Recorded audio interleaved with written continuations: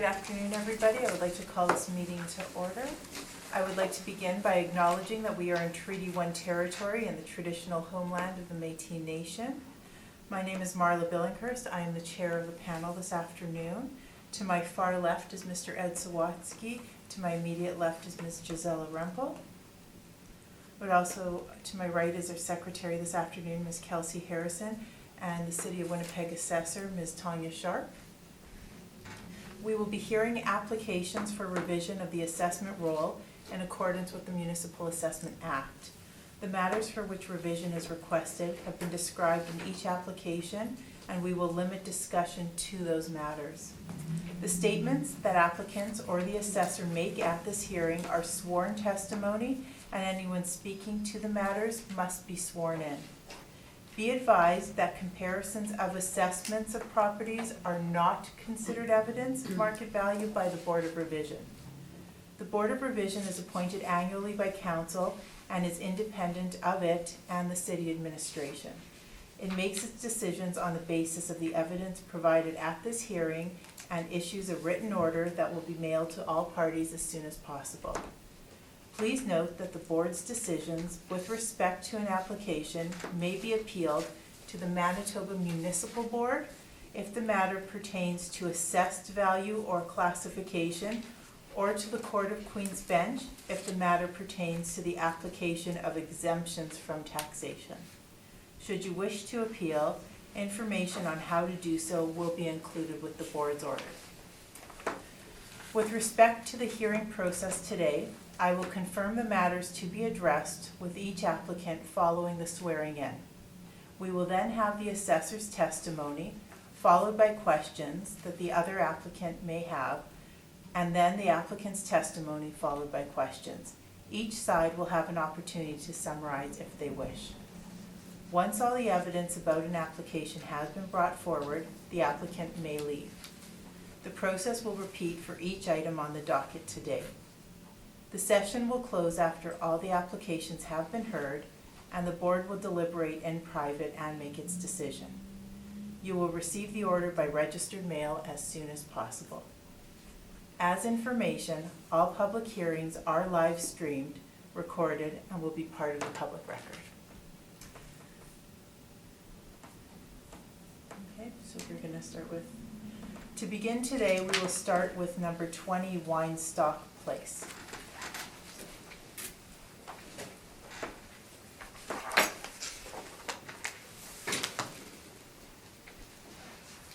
Would you like to swear in on the Bible?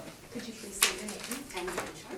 And do you swear to tell the truth, the whole truth, and nothing but the truth, so help you God? I do. Thank you. And would you like to swear in on the Bible or affirm without? Bible. And could you please state your name? Robert Glenn Fraser. Do you swear to tell the truth, the whole truth, and nothing but the truth, so help you God? I do. Thank you. And do you have copies of evidence? I sure do.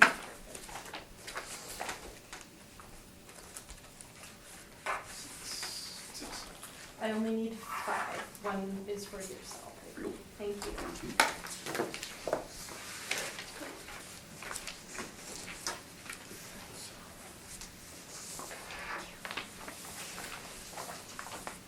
Thank you very much.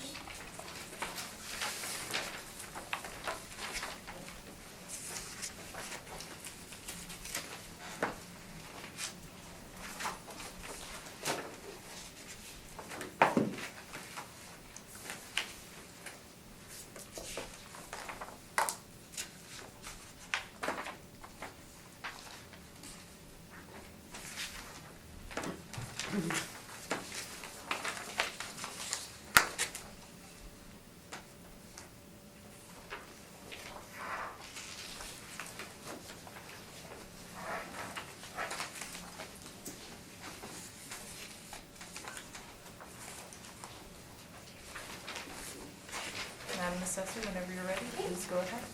Thank you.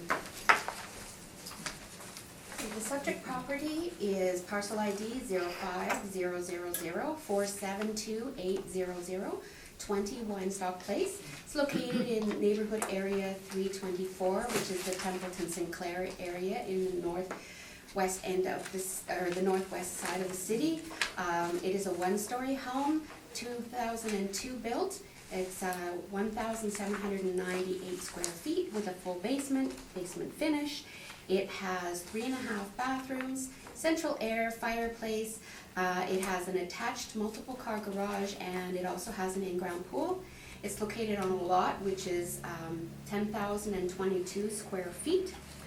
The current assessment we have on that property is $475,000, which is $264.18 per square foot. Okay, the appellant has attended the residential review appointment program, which is our RAP program.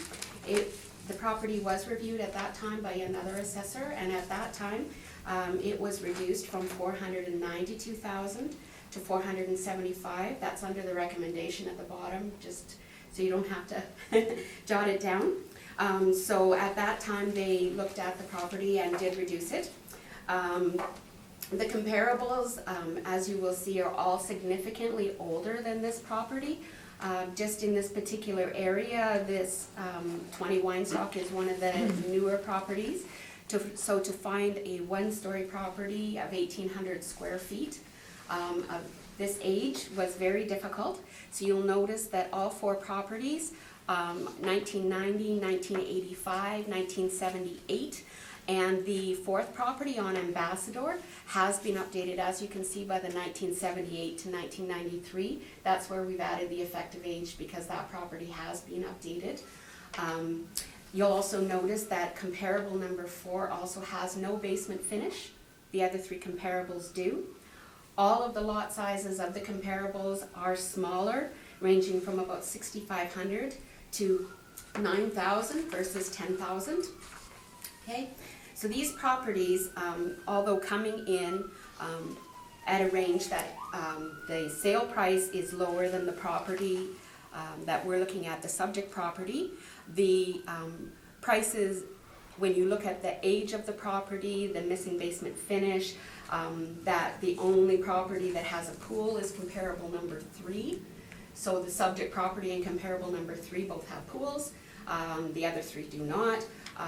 When we're looking at the comparables between the subject property and the comparables, we feel that the reduced value of $475,000 is a fair value, and we're asking that you confirm that assessment value.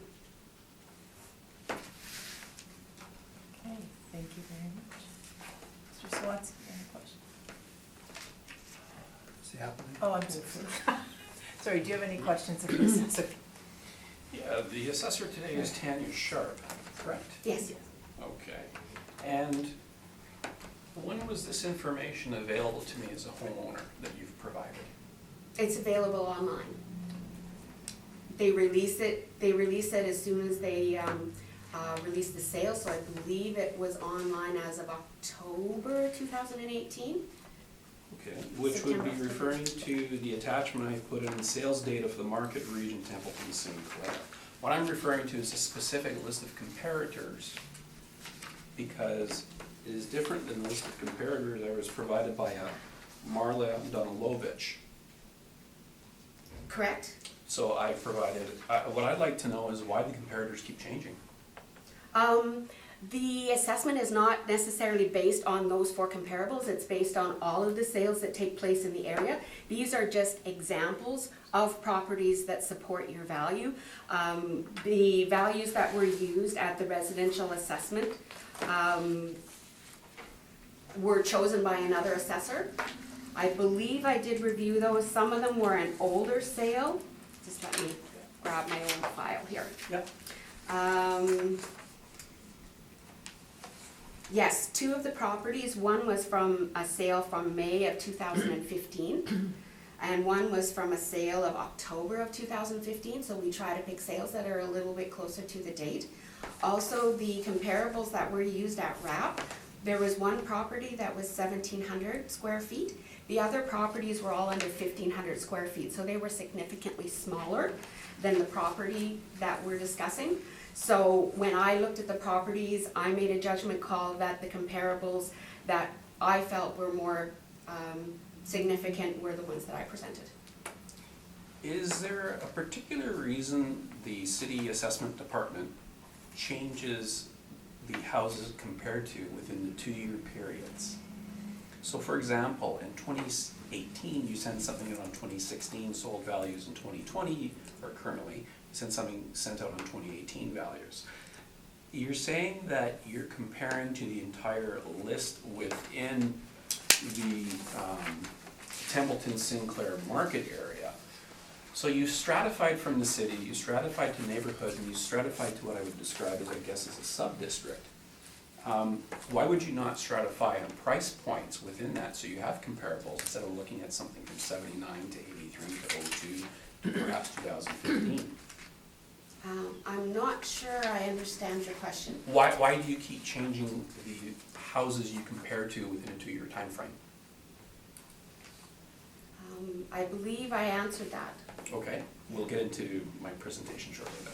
I have no further questions for Yeah, Ms. if I'm understanding your question correctly, the ones that they used previously were, your house is a 2002. Mhm. The comparables they used were 2006, 2007 sales. Is that what you're talking about? No, we'll get into the Excel sheet I provided to you in the attachment. Okay. there. Yeah. Okay. Okay, thank you, sorry. Mr. Sawatsky. This is new to me, just as information. Can you tell me about the residential review appointment program? Okay. Does it apply everywhere in the city? Or? Yes, yes. The residential review program takes place every 2 years. Every 2 years, we do a reassessment for the whole city. Right. So what happens is when we run the residential review assessment program, or appointment program, we send out letters to homeowners prior to the release of the 2020 assessment values. Half of the city got their statements in October of 2018. Half the city received them in, I believe it was beginning of February of 2019. So for each half of the city, that's giving them a preview of what their value is going to be. They then have an ability to call us either through 311 and somebody will call them back on the phone, or make an appointment at a community center. They come in and they discuss their concerns with an assessor at that time. So it's one-on-one? One-on-one, yeah, and that assessor goes through the paperwork and decides whether or not they can make a change at that time. If we make a change, as in this case, we decided it was over-assessed at $492, so we brought it down to $475, but that was another assessor that saw it. That was that other assessor's opinion based on the sales they used. And then, in this particular case, the gentleman didn't feel that that was low enough, so he still has the ability to appeal. All right, thank you. The difference in the lots, this one being over 10,000 square feet, looking at the map that you provided showing where the comps are relative to the subject property. Right. We're comparing a pie-shaped lot with other square lots. Correct. Well, Correct. maybe the one over number 2 might be somewhat pie-shaped, but, and that accounts for the additional square footage. Yes, somewhat, yes, it will account for it. But we don't assess based on that, we assess based on land size. Like the computer-generated model is only based on land size. That's the value we use. Not the shape. Yeah. Okay. That's all the questions I have, thank you. Thank you. I'm wondering, did you visit the home at all? No, I did not. Did you have an opportunity to drive by it? No, I did not. Okay. I see that the sale year is 2000, and I am assuming, I just want to make sure that the $40,500 was the sale of a lot? I'm assuming that's what it is. Okay. Yeah, I'm assuming when they show up on there, if you see something that low, I'm assuming that would be the lots. Okay. I can confirm that for you. Okay, we'll get to that Yeah. when you get to your presentation. Sure. Do you have any information in terms of building permits that were taken out for the build of this home? No. Okay, thank you. All right, please proceed. First, I'd like to say thank you, Madam Chair, for the opportunity, and to the committee and to the city. This is my first time presenting, so if I'm out of line or order, or if I'm asking the right question, please let me know. I'm just going to give you a brief bit about my background. The house at 20 Weinstock Place was purchased as a lot, and we built it within the family. The house is in my spouse's name and I'm acting on her behalf. I'm actually a registered R2000 builder with Manitoba Hydro, but do not work as a building contractor. My immediate family have built 10 homes in the Templeton-Sinclair area. We currently reside in 3 of them. So we know the neighborhood fairly well, I would say. Looking at the sales data and information is fascinating to me because my working career I spent looking at sales analytics, sales data, and healthcare analytics. This is always fun when I see this kinds of information. I will acknowledge this is a very difficult task for the City of Winnipeg and the assessors to assign a property value because everyone views their house as a shanty, the bank views it as a castle, and their neighbors view it as a hovel. So there's different opinions. I think this process can be very confusing for the average person like myself, particularly when I'm handed a document of a new set of comparators 15 minutes before a meeting. So my apologies to the committee for not having an up-to-date Excel spreadsheet for you to look at comparators. Using sales comparators that are not listed in sales data could be possibly perceived negatively by property owners as it lacks some of the transparency with respect to criteria used to select specific properties. And that's where I want to get into some of the details on the Excel sheet on the front. And again, my apologies for not referring to all of these properties on this list that was provided shortly to the meeting. However, one has been added, which I'm very happy to see. So please let me walk you through this quick comparison. This information is, all information here is taken in the Excel sheet from the City of Winnipeg website. I provided the attachments, such as the sales listings and the sales data. So in the 2020 comparables to 20 Weinstock Place, there are 4 homes listed. 2 of the homes, Comp 2, Comp 4, were not listed in the sales data. I think it's important to bring in the 2018 comps because I like to work comparing sales data or comparing information as best you can, compare an apple to an apple. So in 2018, we had 43 Arrowhead, 28 Gregg, 31 Nicky Lane, and funny enough, 139 Ambassador as a comparator. So in the 2020 data, 139 Ambassador was not used on the previous report, which led to my curiosity. So what we have here is a 2020 sales comparator of the 4 houses. Only 2 were listed in the sales data provided to me, even though all homes in the area were listed. The 2018 comparables, none of the house listed were in the sales data online, which I've attached. A comparable was used in 2018, listed in the current sales data, was used in the 2020 comparator, and that would be 43 Arrowhead, so there's some consistency over time. And the comparable used in 2018, which was not used in the original document I was sent, was listed in the current sales data, and that is 139 Ambassador Road. I've also provided a study that supports depreciation of the value of a pool as an impediment to the market value of the home. So that is from an unbiased third-party source. So I think that when we take a look at valuations, I think it's important wherever possible to compare homes that have a pool versus ones that do not, because of the difficulty in reselling a home with a pool with a short utilization period. Additionally, adjacent to the property at 21 Weinstock Place is a residence at 30 Sapphire Place, which in 2016 was approved as a group home for adults with FAS. This has changed the makeup of the bordering properties and unfortunately has, in my opinion, decreased the value based on its resaleability as of 2016. If we're using comparators of a significant lower baseline value, this creates a bias. That is a more affordable segment of the market and therefore has a higher demand, thereby increasing cost per square foot. So that's one of the concerns I have with comparators selected by the City of Winnipeg. I've broken down the data for you that was provided through the City of Winnipeg using its parameters and benchmarks best I could for 20 Weinstock Place. 20 Weinstock Place is in its original state from when the house was first occupied after completion of construction. I have provided no improvements to the home, original landscaping, swimming pool, paint, carpeting, hardwood, etc., and be more than welcome to welcome the City of Winnipeg into my home for physical inspection and photographs. I didn't believe any were necessary for for the board or committee or to the assessor. As I said, nothing is depreciated in terms of its condition. We've maintained it very well, and everything is original. My concern is the selection of the comparators used. In 2018, there was one set of 4 comparators. A number of months ago, there was another set of comparators used, and today I'm provided with another set of comparators coming into this meeting. So please forgive me, but I feel like the benchmarks keep being moved in the game here, and I don't know where the yardsticks are. For homeowners to come before the City of Winnipeg and offer a fair assessment of the property values, this makes it exceptionally difficult, especially to give you relevant information.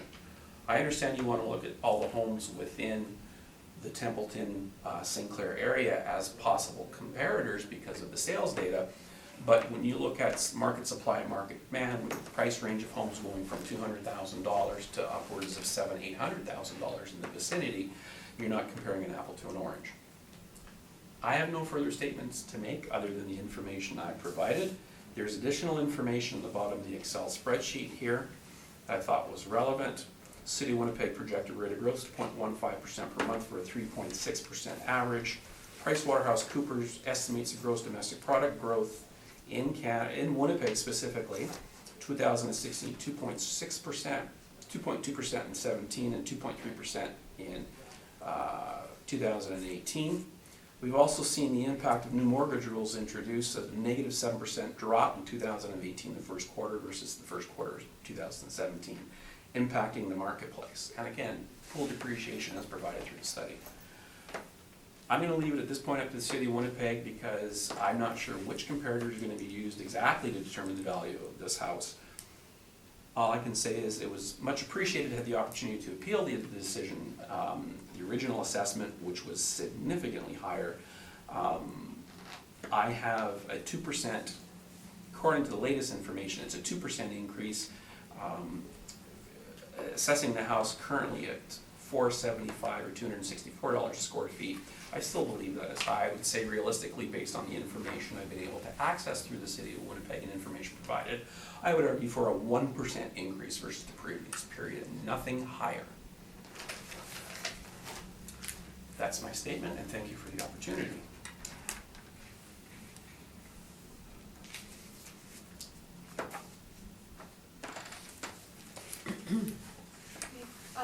Madam Chairperson, I'm not really supposed to be doing any explaining at this point, so I don't know if you want to explain the assessment process to the appellant, or is it all right if I do go ahead and do that at this point? It's not a question, it's an explanation, unfortunately.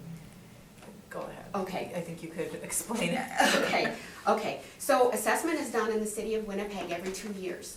Every 2 years, the city looks at the whole city, all the properties in the city, based on the sales that take place in a certain time period. Okay, for 2020, we're looking at sales from April 1st of 2018 to April 1st of 2020. Now, these sales are computer generated. They will include sales that took place previously. Usually on computer generation, we look at possibly up to 3 years. When we're supporting for the Board of Revision, we only look at the 2 years now. But the computer generated model will take sales up to 3 years, just depending on how many are available in the area. The sales that we use to do our computer generated model are available online. We update that every 2 years. So there is a set of sales in there for the 2018 assessment. Now those sales would be between April 1st, 2016 and April 1st, 2018.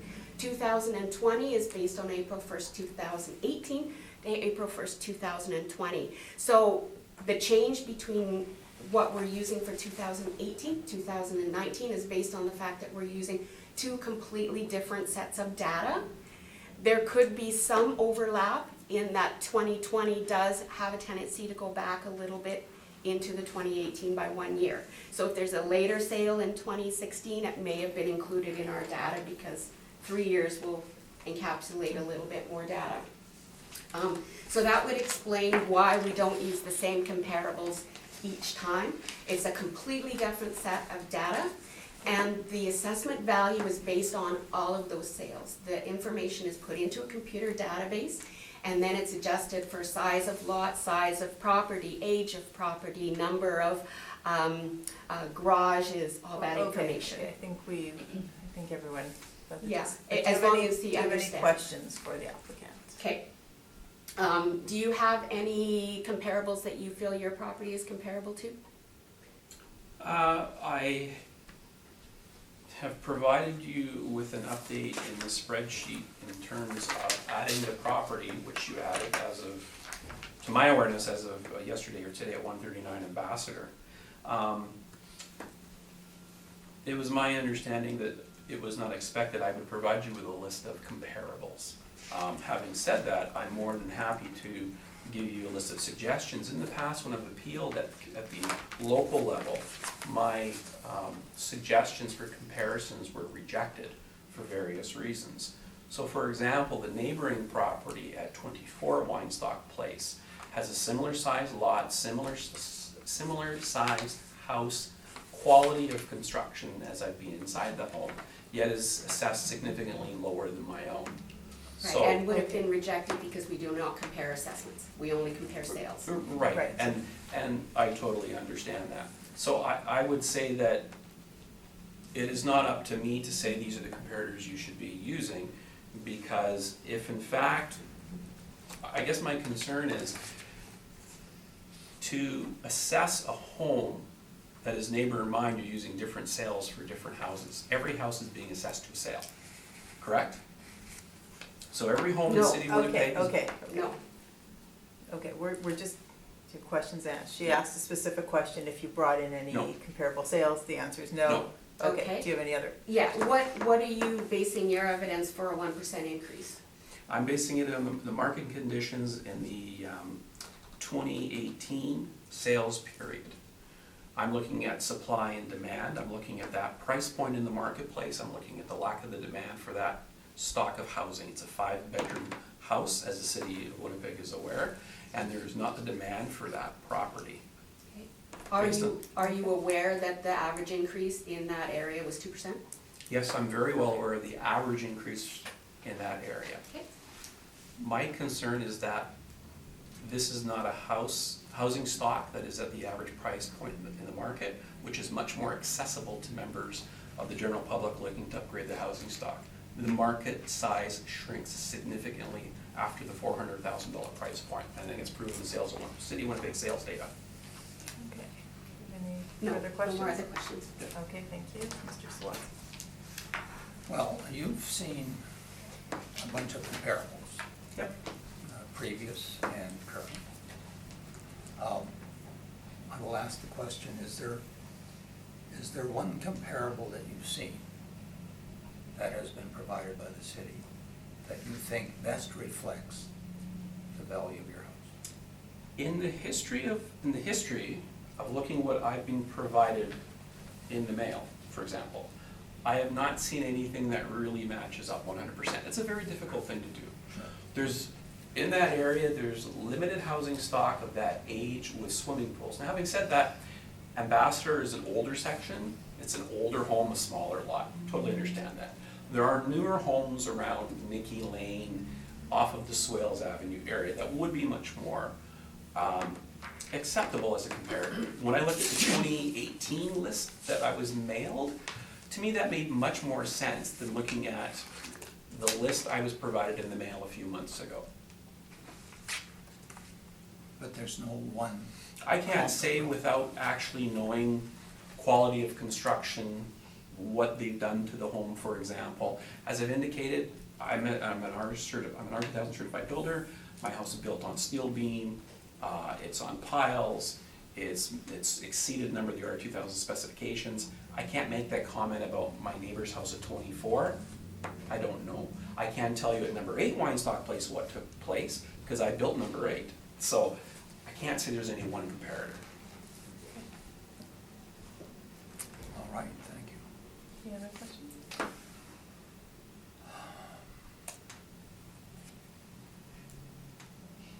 Not really, no. Thanks. Thank you, Ms. Russell. Questions? Thank you. You indicated that the lot was purchased in the year 2000. That's Was it an empty lot? Was there a house on the lot? It was a vacant lot. It was a vacant lot. Weinstock Place is a series of vacant lots. We purchased the first lot for development at number 8. And then subsequently, we had our eye on the lot at 20 because of the southern exposure and the lack of development that was going on. Can you tell me what the price of the build was? My cost, Yes, correct. including my labor, How about just your cost excluding? building and materials excluding lot were $140,000. That's just for material. That's materials, And so you moved in 2002, correct. and the Or last. 2003, actually. 2003, Yeah, okay. And you indicated that nothing has happened to the house since you moved in. So when you moved in, all the landscaping was done, the fences were built, everything was done. I did all the work. I put the pool in while the house was under construction. I did all the landscaping by myself and family members. Completely finished the basement.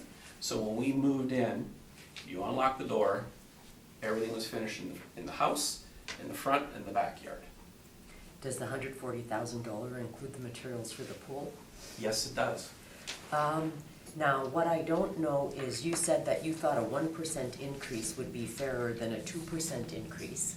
I'm assuming that's a 1% increase over your last assessment for 2018.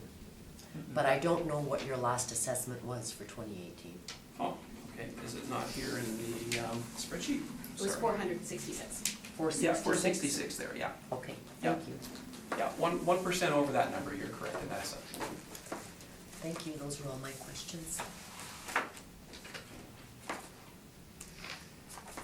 You stated that everything is still in original condition.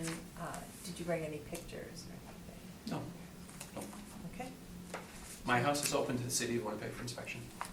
all right, thank you. So, thank you very much, we'll leave it with us. Thank you for your consideration.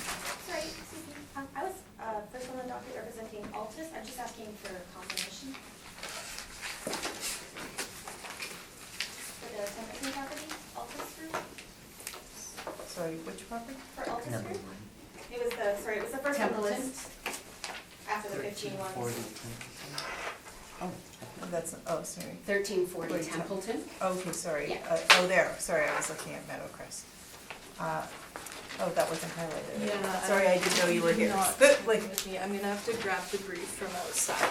Sorry, I thought it would be Sorry, I first, because I'm was just looking asking at for this. confirmation. oh, so, yeah, see, I have to go by Okay. that. Sorry,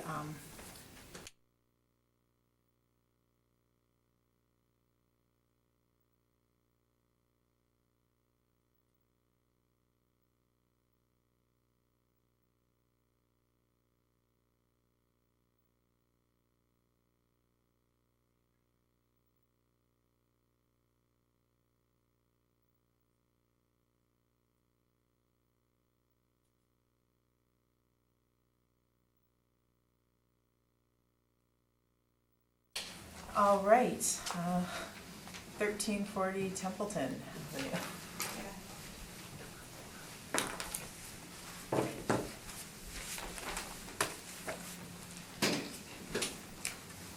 Would you like to swear in on the Bible or affirm without? Could you please state your name for the record? And do you swear to tell the truth, the whole truth, and nothing but the truth, so help you God?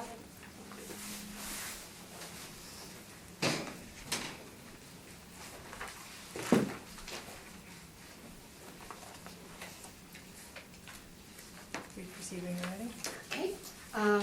The property is located at 1340 Templeton. It is roll number 05-005-110000. And I believe she's just here asking for confirmation to confirm it at 462.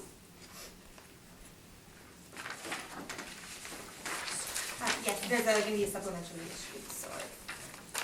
Just asking. Yeah, there's a building being taken off of that property, and so Okay. they have, what you were provided there is the new supplemental. So now that they've received the new supplemental, they can appeal that new value, but the old value really has no bearing anymore. All right.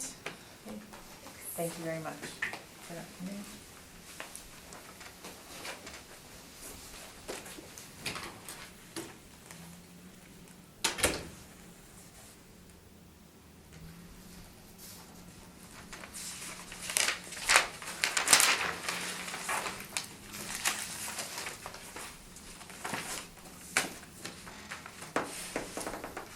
right, next on the docket, 37 Sapphire Place.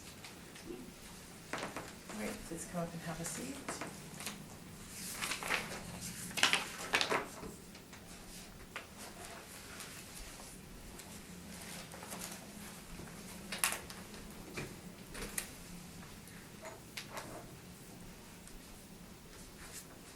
Would you like to swear in on the Bible or affirm without? Bible's fine. Could you please state your name Candace Blair. and do you swear to tell the truth, the whole truth, and nothing but the truth, so help you God? You got it? You said you just need 5? 5, correct.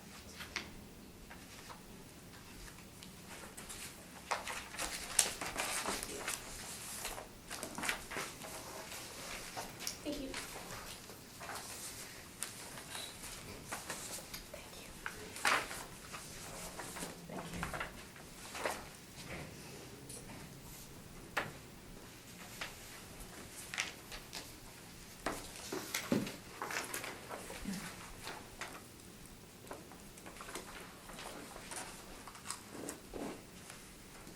Whenever you're ready.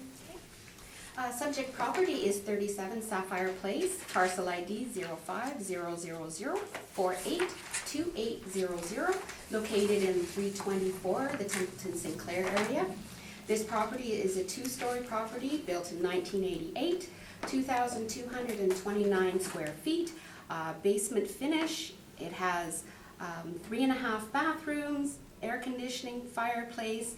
It has an attached multiple car garage of about 517 square feet, and it has a above ground pool built in 2004. It's located on a lot of 6,499 square feet. We currently have this property assessed at $402,000, and that's $180.35 per square foot. This appellant did also attend the residential review appointment program. At that time, another assessor reviewed the property and made no changes. I have reviewed the property and I am requesting that there is no change made to the 2020 assessment value. I have provided 4 comparable examples for the committee. All of the properties are between 1982, 1987. All of the properties are fairly similar in size except comp 3, which is significantly larger. It's 2754 square feet. So because it is significantly larger, the value that was paid in price per square foot will probably be smaller. It's just economies of scale. Comparable number 2 has no basement finish, and comparable 1, 2, and 3 all have a land influence on them. Comparable 1, there's a light traffic, which is just a step above average traffic. There is, on comparable number 2, there is a bus route and medium traffic, which is a step above light traffic, and 36 attaché, which is comp number 3, is commercial adjacent. All of the lots are of similar size, ranging from about 6,356 to 8,660. All of the properties sold between 380 and 465. All of them sold in the 2016-2017 time period. And I feel if you take into consideration comparable number 2 has no basement finish, it has a traffic influence on it, so it will be coming in at a lower price than the comparable. So it would be inferior. Comparable number 2 would be inferior to the property.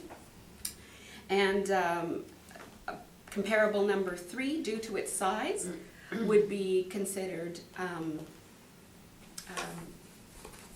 a larger property, so it came in at $478,000.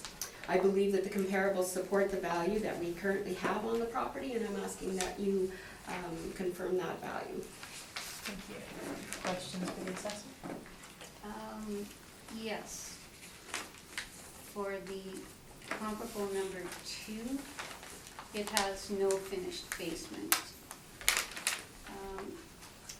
But there is a property that was in the sales books on Templeton, 562 that's over 2,000 square feet and has a full finished basement, that I think would have been a better comparable.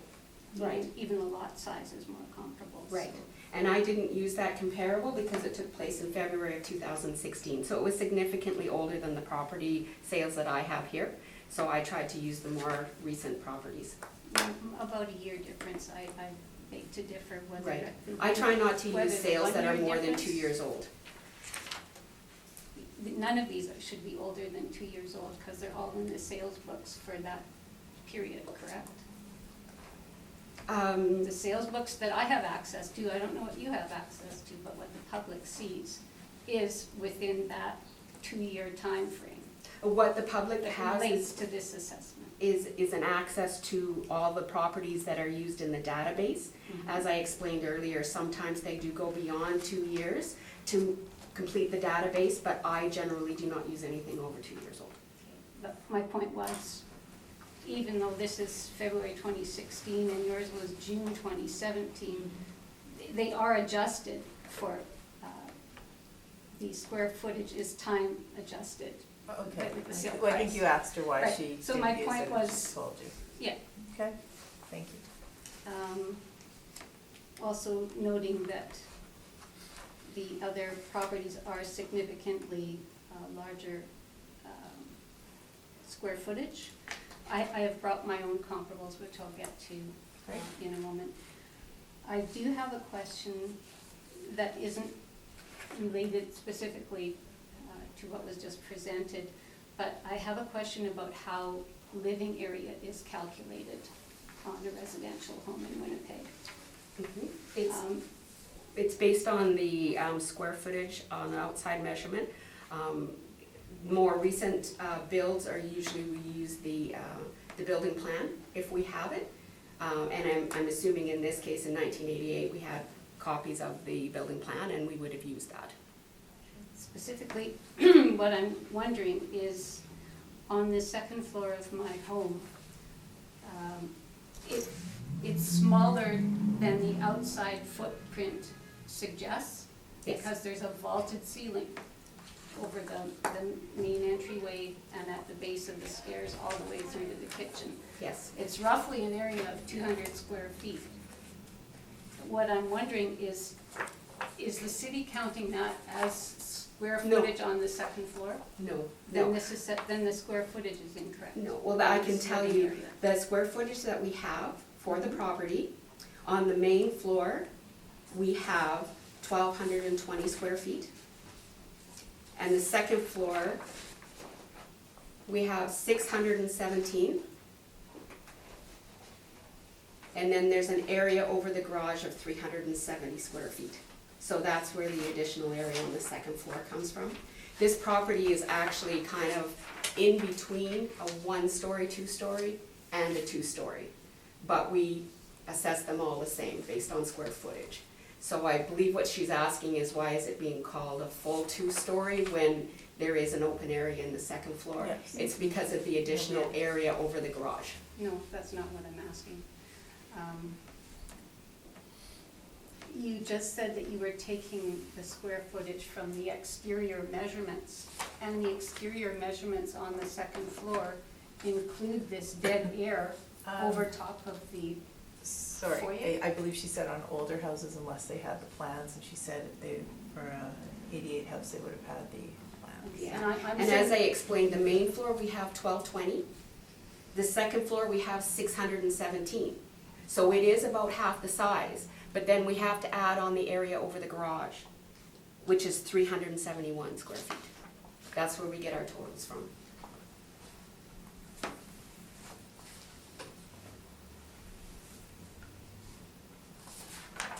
that doesn't jive with the map that I have.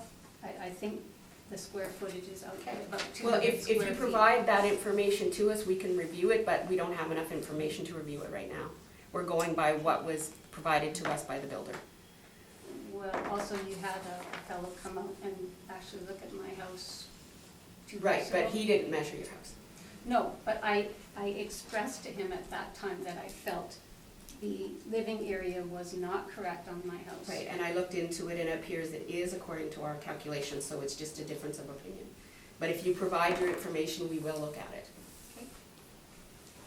Because that would make a significant difference to the valuation of the property. The square footage is not accurate. Okay. That's all for questions. Okay.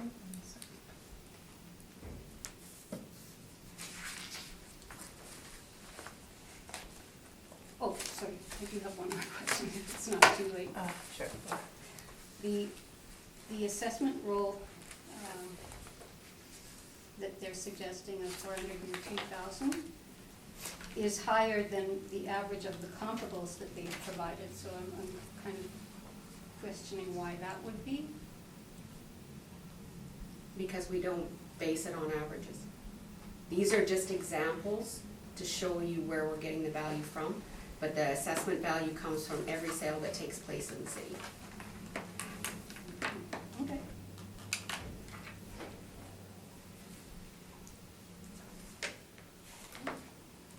Thank you, Mr. Swartz. Yes, you made reference to comp 2, having no finished basement, Correct. yet the value of that property is very close to the 402,000. Right. That's, But it's also located on a bus route and has medium traffic influence. A medium traffic influence would be like being on, see, high traffic influence would be Portage or Bishop Grandin, that would be high. Medium would be just a step down from that, so it could be like living on St. Mary's, St. Anne's, Roblin, like it's like living on a fairly heavy traffic property. So it would reduce the value by having such a high traffic value. okay, but it's close in value to the subject property, Correct. and it's granted a little lower. So you're saying the traffic influence is a negative, Yes. the park influence is positive? Yes, depending on the size of the park, it can be. Would they balance out? No, Do you not know? with medium traffic. Medium traffic is a very high detriment. Yeah. Can you tell me about the park? No, I can't. There's a picture of it on here. My guess would be comparable number 2. It looks like it's just a tiny little park. And it's not even really adjacent to comparable number 2. It's a tiny little park right in the triangle right behind it, but it's really not even really adjacent to it. So it would not add much value. So again, this is computer-generated comps. Correct. And have you viewed the site? The subject property Yes. was, had a full inspection done on the property on August the 30th of 2019. Okay. And can you tell me something about that inspection that you found? I didn't attend the inspection. I did see the pictures after the inspection took place. What I found is that there was really nothing significant. There were no detriments to the property, so there were no structural issues, there were no issues that would affect the value in a detrimental way, and that it was probably a very average property. It hadn't had an awful lot of updates or anything like that, so it was sitting as basically an average property, which would compare to most properties that we have listed. Thank you. No further questions. Ms. Ronka? Yes, I noticed that you have included in comp 4 a sale from September 2017, which I'm assuming is the most recent sale. Correct. And I notice when I look at the appellant's information that that information has been updated because all of the comps at that time were from 2016. I haven't looked at the appellant's information yet. Well, just the first sheet. Okay. These are the comparables that she would have been given at the residential review Right. program. Right, so Right. you've just updated this, adding comp 4 Um, as a more recent sale, is that? no, it's not Oh. because it's more recent, it's just that I felt it was more relevant. And why did you think it was more relevant? Because the February 16th sale is fairly old, and so I try to use them within the last 2 years. Okay. And so I tried to look for That was my more. question. So Yeah, this is a more sorry, recent sorry. sale? Yeah, this 1129 Diplomat would have been on our list of properties used to develop the value, Okay, but I just wasn't used as an example for whatever reason. okay, thank you very much. Okay, thank you. Okay, please go ahead with your presentation. Okay. I just noticed another thing on the comparable that was supplied today by the city. That comp number 4 is a 2/1 story. In fairness, we should only be looking at 2 stories, not. Right. I explained that this property falls between a 2-story, 1-story, and a 2-story. And it's just based on square footage anyway, so a 2-story, 1-story, and a 2-story would be looked at in the same way. They just would have looked at the square footage. Well, I'm just saying, from my perspective, coming here today with my comparables, I looked only at 2 stories because that's what my home is categorized. So I don't think it's really fair Okay. to be answering to other sales books that I didn't have a chance to review or that I didn't review because I didn't think they were relevant. It was in the sales books. It may have been, I'm just saying, it's not a 2-story, so I would have scanned right past that. And that's why you're welcome to present yours. Okay, so, my question about the square footage of my property being duly noted, I'll move on to the comparables that I did. Okay, thank From you. the sales books that were provided by the city on their site. Some of them are the same as the ones that Tanya has selected. We are in agreement on 2 Divorce Cove as a comparable. I reject the 644 Templeton and would suggest 562 Templeton, even though it's an older sale, is a better comparable because it has a finished basement, it has medium traffic, the square footage of the lot is more comparable to mine, so I think those things would make it a better comparable. And also because at the end of the day, the pricing per square foot is adjusted for the time difference. Comparable number 3 is one that I also agreed with and used as comparable number 4 on my sheet. Again, this 1129 Diplomat Complement 4 is a 2/1-story, not a 2-story. I used 60 Acacia Drive as a comparable because it is a 2-story. Is a 1980 construction, is over 2,000 square feet, and has a full finished basement. So when I take an average of the comparables that I've presented, I come up with average time-adjusted square foot price of $170.42.5. If I multiply this square footage by that amount, I get a 2020 assessment of $379,877. It's quite a far cry from $402,000. I also brought some more information that I provided to the committee. The first one shows what's available on the site to homeowners to describe my property. The number of the rooms in the house is actually 7, and I believe that has been corrected now since the assessor came out on the 30th of August, confirmed that there are in fact 7 rooms in the house and not 8. I also tucked in information about the other comparables that I'm comparing to, so you can see the house on Divorce Cove is an 8-bedroom. It would not be Eight bedroom. rooms. Or 8 rooms, so- Yeah, and the number of rooms does not affect value, so it really doesn't matter, as far as value is concerned. I think as a buyer, the number of bedrooms in a home would make a difference, but whatever. This is also a larger home, and it has an in-ground pool.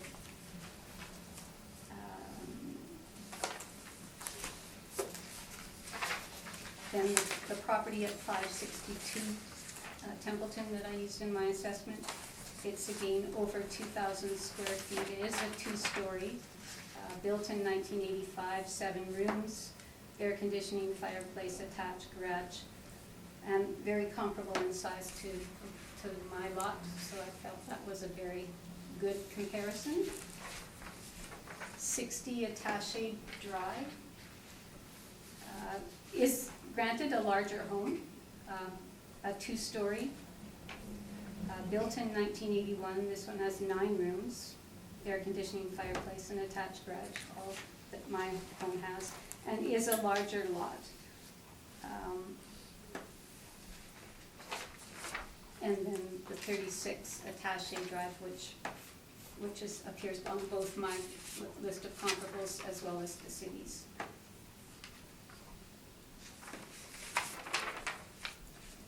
I happened to go online to try and find a little more information on some of my comparables so I could see how updated they've been, and I did find a bunch of pictures for 36 Attache Drive, which I included with my presentation, showing significant upgrades to that property.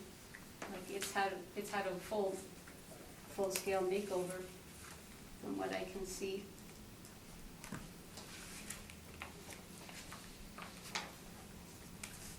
And finally, I brought photos of the inside of my house, starting on page 1 with what I call the sea of pink carpeting.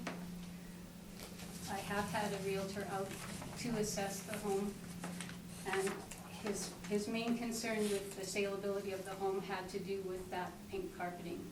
That, as it was fine by me, I don't have any problem with pink, but a lot of home purchasers would not be crazy about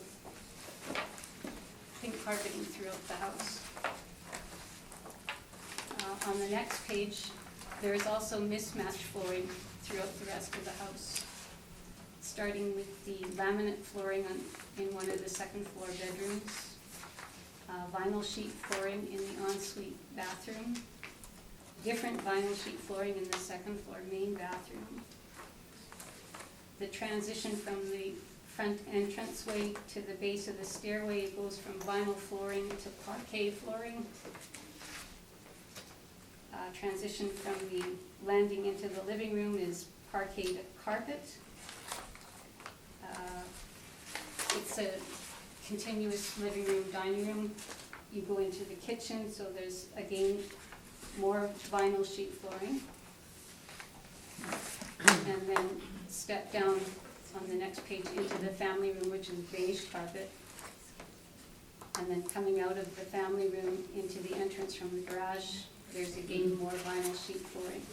So that's how many different sets of flooring throughout the house. That's not exactly a selling feature to buyers. On that same page, I highlight the open space that's come into question here on the second level of the house.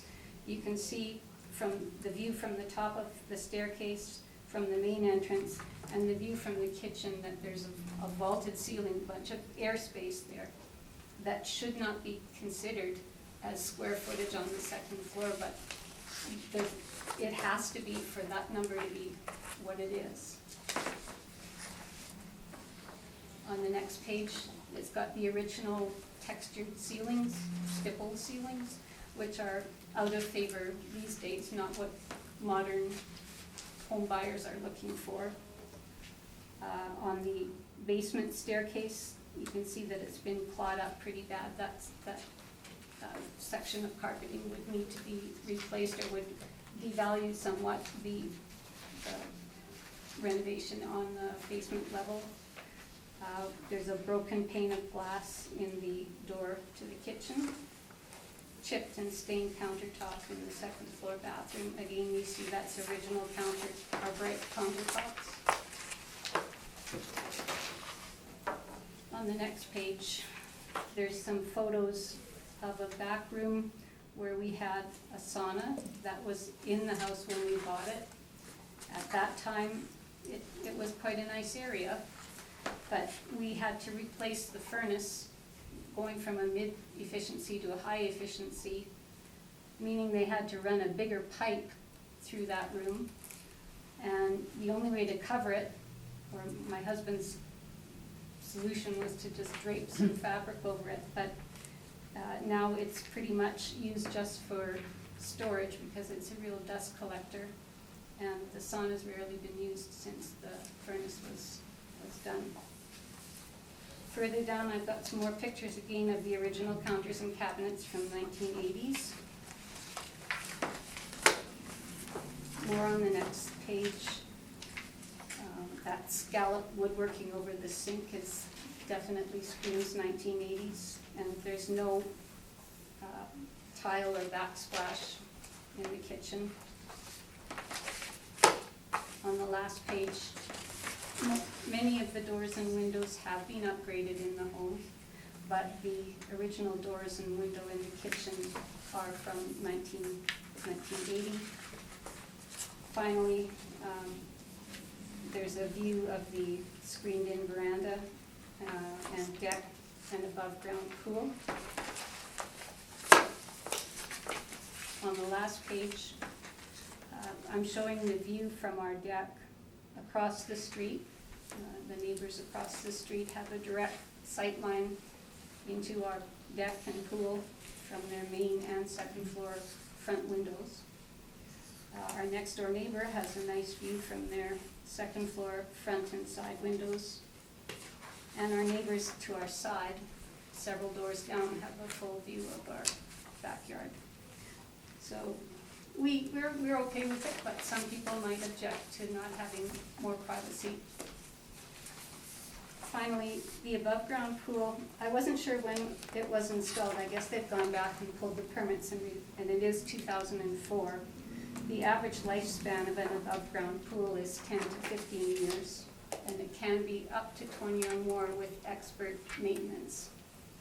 This one is showing signs of age, and will probably need to come out in the next year or two. And I think that's everything. Thank you. Do you have any questions? The only question I had is that, do you understand what economies of scale is? Yeah. Okay, so that when you're looking at a larger house and you divide it by the square footage, you're gonna end up with a smaller price per square foot. Mm-hmm. Okay, so in the particular case, when you're looking at a property that are 500 and 600 square feet larger than yours, we wouldn't use that in an average. We don't average at all. But when you're averaging out the four properties, we would give more weight to the properties that are more similar. Okay? Is there one of these properties that you would feel is more similar? I haven't really thought in those terms, to be honest. No, that's okay. Just that we don't normally average. So using $133 per square foot is really misleading because you're looking at a 2,900 square foot property versus a 2,200 square foot property. So the price per square foot is going to be significantly lower. Yeah, that may be true, but on the other hand, it's not easy to find comparables, right? You have to do some give and take. Right, I agree, and that's why we don't average. We look at the properties that are more alike. We don't average. Okay, that's the only question I had. Mr. Swanson? Yes. Here's a tough question. Okay. If you put the property up for sale today, what would you be asking for? What would we be asking, or what would we expect to get? Because those aren't the same thing. Okay. We would expect the property to sell in the neighborhood of 185 to 190. Really? Oh, sorry, 385 to 390. Definitely not over 400,000. And that's because of the signs of age? Yes, in large part, yes. Anything else that Um, would reflect that?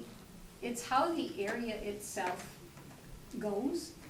The reason I bought this house back in, when was it, 2002, is because it delivered so much more value than bungalows in the area. Like the big two-story homes in this house, in this area, sell at a very good price. Good as in for a buyer, not for a seller. I did have a realtor in to give me an appraisal on the property, not for this assessment, but previously. And at that time, he was suggesting that it might list at $390 with the expectation of selling closer to $380. So the problem with getting a current assessment from a realtor is that it's basing it on current values, and these are all working on values from 2 years ago, so it makes it a little bit of a challenge for a homeowner. Well, I thank you for all the information that you provided. It's been very helpful. Thank you very much. No further questions. Yes, I'm wondering if you could tell me when these pictures were taken In the last week. in the last week. I noticed that you put the pool in, according to the information, in 2004. Mhm.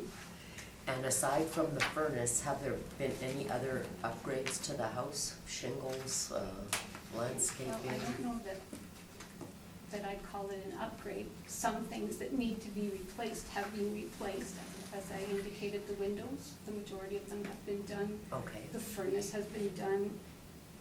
Since 2002, the hot water tank has gone and had to be replaced, but that's, to me, not upgrades, that's normal maintenance. And I don't know what your plans are in terms of your home, but do you have any kind of an estimate as to how much it might cost to fix up the counters, replace the carpeting? I have no idea. I'm sure it would be significant dollars to do the kind of upgrades that people are doing now, like the photos that I showed you Yes. from that comparable property with granite countertops and tile backsplashes and hardwood flooring, and even just to remove the stipple ceiling from the house would be a costly and messy job. Right. So And I just want to make sure I'm understanding you correctly, that you thought 562 Templeton was a good comparison to your home? yes, Okay. better than 644 Templeton for sure. Okay, and that's based on the information you submitted, which is the 2018 assessment Mhm. period? Okay, thank you. Those are all my questions. Okay, thank you very much.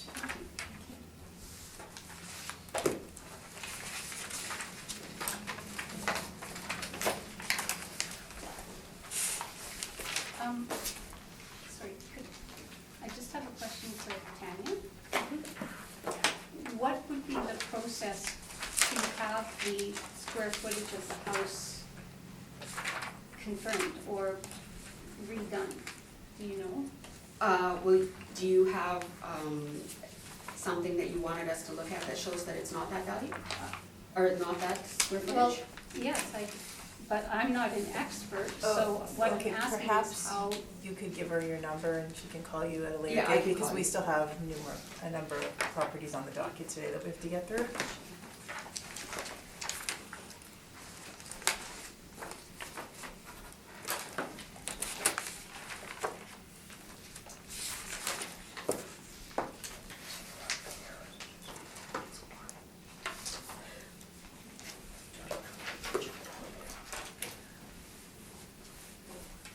Okay, Could I get the number or? Oh, no, I'll call you. Yeah, I'll call you. the next property is 2098 King Edward Street.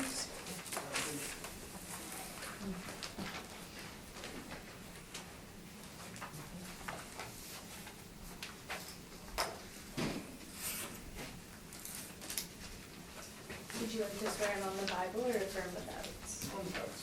And could you please state your name? Leonard Francis. And do you swear to tell the truth, the whole truth, and nothing but the truth, so help you God? I do. Thank you. Do you have evidence?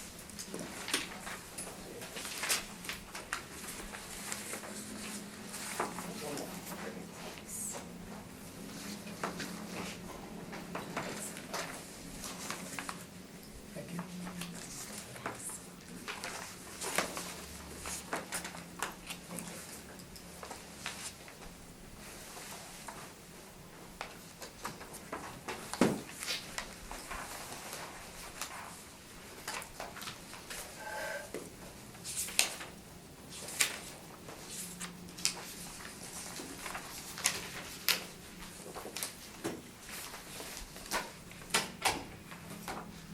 Ms. Sharp, whenever you're ready. Okay. Subject property is 2098 King Edward Street, parcel ID 14095895-100. It's located in 325 Tyndall Park area. It's a one-story property built in 1973, 1,076 square feet, basement finish, 1.5 baths, central air, has a detached multiple garage built in 1973. It's got a lot size of 5,948 square feet, and it is has a light traffic influence on the property. We currently have the property assessed at $294,000, which is $273.23 per square foot. This property was reviewed at the 2020 Residential Review Assessment Program, and no change was made at that time. We are recommending that there's no change to the 2020 assessment value. I have provided 4 comparable properties, all within the Tyndall Park area, all running 1973 to 77, all running 1,014 square feet to 1,076 square feet. All of them have a detached double-car garage of varying sizes, which I've listed, and except for comparable number 4, which is only a detached single-car garage. The property on Burroughs has a similar sized lot, slightly larger, but it's also on a bus route and has medium traffic influence. The other properties all have smaller sized lots and no traffic influences, commercial influences, any influences at all. These properties range from the 2017-18 sales, range my comparables from $290,000 to $325,000. And I feel that these comparables support the value that we currently have the property at, and ask you to confirm this value. Okay. Good questions for the assessor. I'm trying to think if there's one. The biggest thing I see, pardon me, is in the traffic flow that they're estimating for the location on Burroughs would be very similar to the traffic flow that I experience.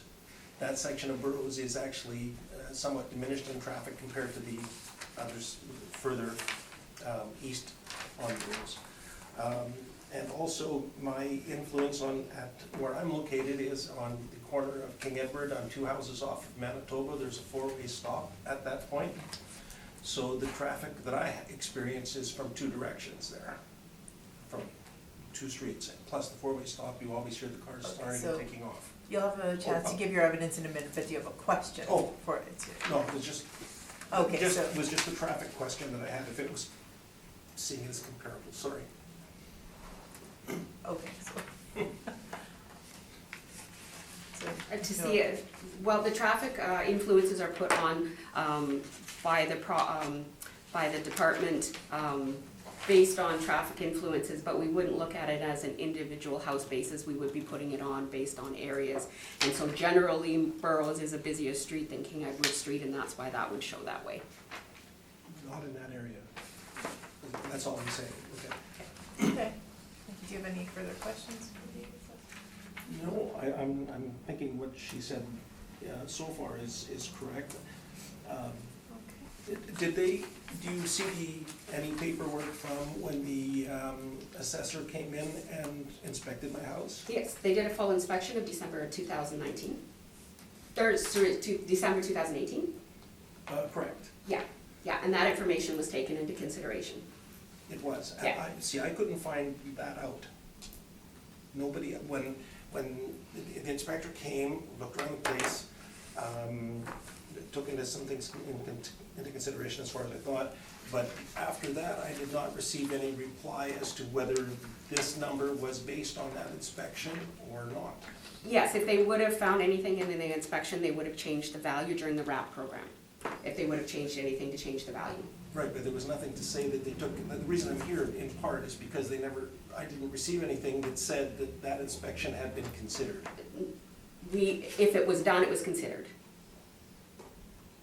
We take all the information that we have into I understand what you're saying, consideration. it's just that when, there was no indication when they sent back the same piece of paper to me as they sent in the first place, saying that, but it didn't say that as a result of the inspection, or it was just, it's 294, it's 294, that's all it said. Right, because we reviewed it on all the information we had, and that included the inspection. It didn't say that it was reviewed. Well, no, we don't write that on the letter. No, we just reviewed it, Okay. which included the inspection. And when I tried phoning to find out if there was a review, if it had been looked at, I couldn't get through, which is another reason I'm here. Okay. Okay. Having said. Lisa, do you have any other questions for the assessor? No. Okay, thank you. Mr. Swanson? Tell me more, give me more detail about the inspection that was done for the property. I take it you have not inspected it? No, somebody inspected in December of 2019, or 2018. Yeah.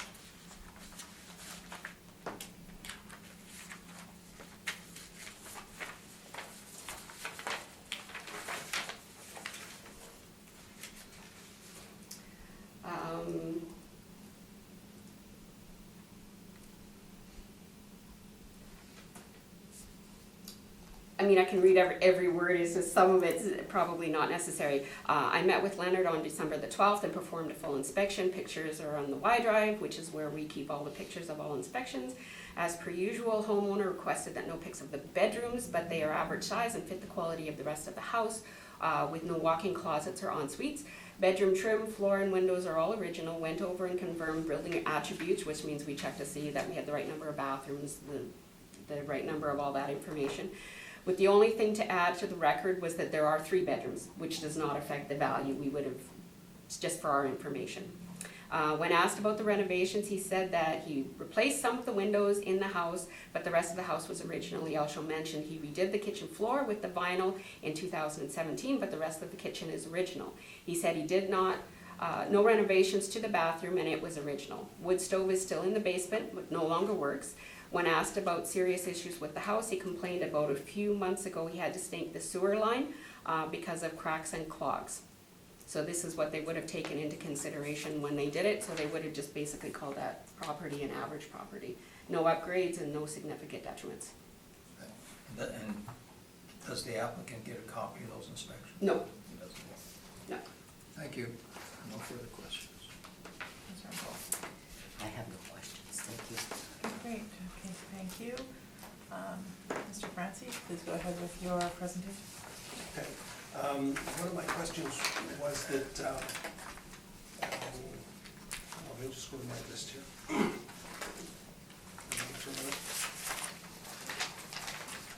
Lost it.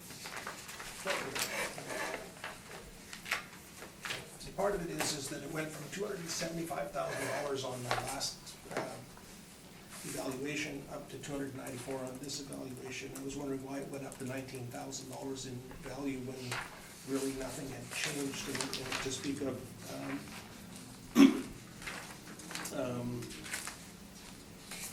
Okay, and I did attend the other meeting in November. Trying to comb through. I've supplied a list of several houses in the area. Actually, the house right next door to me sold recently. I don't imagine you have that on your list. We can't use anything after April 1st, 2018. They'll be used for the next reassessment. Okay, then I guess we'll have to discount that one. The only thing I was putting that one in, so anything that's current is not acceptable. Okay. Other than that, again, I was going to mention the amount of traffic that I have would be considerable to two, your listing on boroughs. The other ones, of course, are on quiet streets by comparison. Some of the deterrents, as he was mentioning, the sewer problem I have, that's not a one-time thing, that's an ongoing event. I have tree roots growing into the sewer line, so there's that, which is a major repair. The whole front yard, like the line from the front would all have to be taken out to the street and replaced. The other things that are influenced as far as the construction of the house is, it still has aluminum wiring to some extent in there. It was built in '73 where they were using aluminum wiring. So there's some consideration to that. And the other thing is that these houses that it says on your site that we're considering houses that are being sold, so they would be in saleable condition. In other words, if I was gonna sell my house, there's several things that we'd do to it before I would sell it. One would be to paint it, probably put in a new furnace and air conditioner and make it more attractive. So I'm having a hard time comparing the house in present condition to the house in sale condition. If we look at the houses that I've, I'll get them all right there. Okay. I've included my last evaluation, the assessed value on my property tax bill. And I've added several houses in here that I found in the area that I thought would be something worth comparing it to, looking at the different prices that they were sold for recently. And I took these numbers off of the website that was provided, so as best I could to get sort of an idea. And they seem to range anywhere from $162 a square foot up to, where was the high one?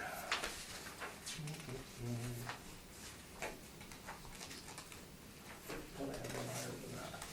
Let's see, 270, oh, no, 271 is the highest per square foot that I could find on recent values. And the houses that I found here are also houses that have sold for less than their evaluation in that area, which makes me think that they're a little bit askew. Also, the house that's right next door to me sold for less than its evaluation, and it was a somewhat similar house sold just in July. Right, we can't, unfortunately, You we can't. can't look at that because it's post-reference date, so we can't look Okay. at anything post-April 1st, 2018, Okay. sorry. So, all right, so we can't have that one in there. That was one of the better ones because it was a similar house on the same property. Okay, other than that, I just supplied where I took these references from on this sheet to get an idea. Unfortunately, I'm not a computer whiz, so I did not really get the opportunity to line these up very well, so it's easy to follow. But there is a list of what I would consider somewhat similar houses in the area to consider for evaluation. I think what else did I have in here for notes?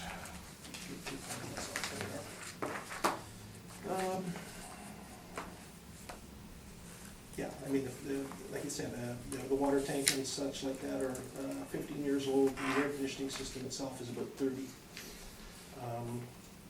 Yeah. My thought is that it would be closer to the 275 and than the 294, and I was surprised to see the $19,000 change in evaluation from one assessment to the other. The other houses in my area went up 1 or 2%, and actually I saw one of them that went down, so. I don't know what else to say. Thank you very much. Ms. Sharp, do you have a question? No questions, thank you. Mr. Solowski? Yes, did you say that all or some of the house had aluminum wiring in it? There is aluminum wiring in portions of the house. There's some circuits that have not been replaced yet, a couple to the bedrooms, anything that has a lighter load.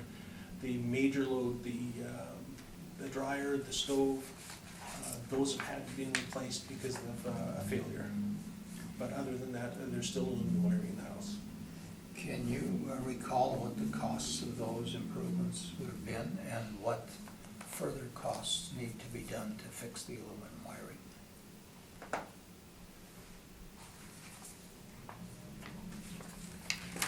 I can't recall the costs, because to be honest, I replaced the cable to the stove myself.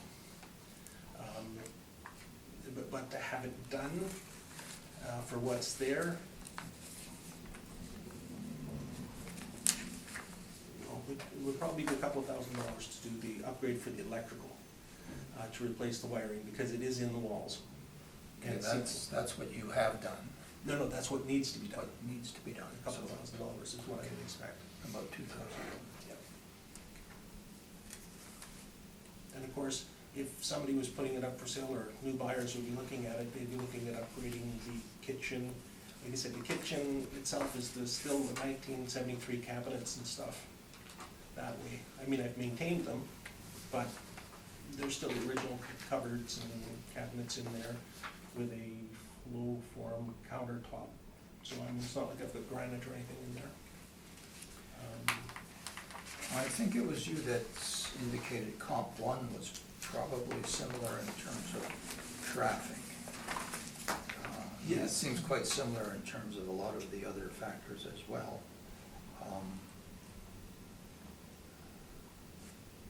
And the adjusted price on that property is $302,700. Oh, just a minute, I'm looking at the wrong page, sorry. This is the assessor's. Yeah, the one we just got today. Yeah. Sorry, I was looking, oh, that's, no, that's not Burroughs, Yes, that's 2266 Borough. 2266 Burroughs. Okay, that one has changed in their assessment as well, then late. Go back to it.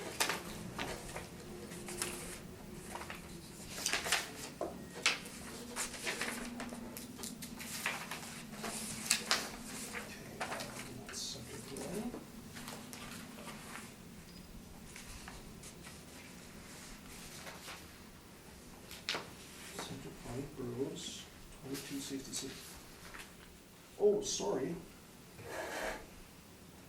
I had, on my previous comparison, I had 2262 Burroughs, and not 2266 Burroughs. Is it on, it's on the same street? It's on the same street, it looks like it would be, 660 next door. And So on what that you're, one- so you're suggesting, or you're saying that the traffic on King Edward is very similar to the traffic on Burroughs Avenue? It is in that location, yes, because once you go past King Edward on Burroughs, it's quieter than further east on Burroughs. I would agree that Burroughs itself, for the most part, is heavier traffic, but when you get to that point, that section of Burroughs is a feeder route, as well as, just the same as King Edward, becomes a feeder route at that point. But then like I said, I'm at an intersection of Manitoba and King Edward with a four-way stop, so I have bus service in two directions there as well. All right, thank you. No further questions. Ms. Runkle? Yes, I just wanted to confirm, you indicated that your last assessment was $275,000 for 2018, Yes, that's on my tax bill. Okay. If you- and now it's $294,000 for 2020. That's correct. Okay, thank you very much. Okay, well, thank you very much. Leave it with us. Thank you for your time. Thank you. Thank you for, giving me your ear, so to speak. I was actually really looking for information as to whether or not it had been inspected and results of that, and had I had that, I might not have been here, I'm not sure. But, yeah, I still think more in the 275 range, and 275 with the percentage, the average percentage went up. I thought if they've assessed me at 275 and the average goes up by 2%, then I would go up by 2%, and instead, they've put it up 8%. I think it works out to be close to 8%. So, okay. Thank you very much. Thank you. Thanks.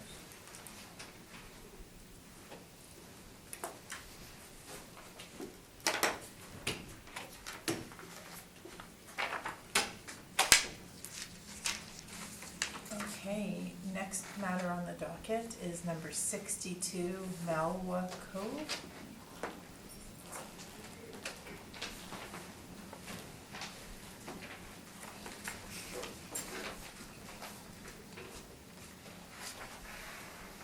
Did you want to swear in on the Bible or affirm effect? Could you please state your name? Akwinder Singer. And do you swear to tell the truth, the whole truth, and nothing but the truth, so help you God? Yeah, I do. Thank you. Do you have evidence? I don't. No?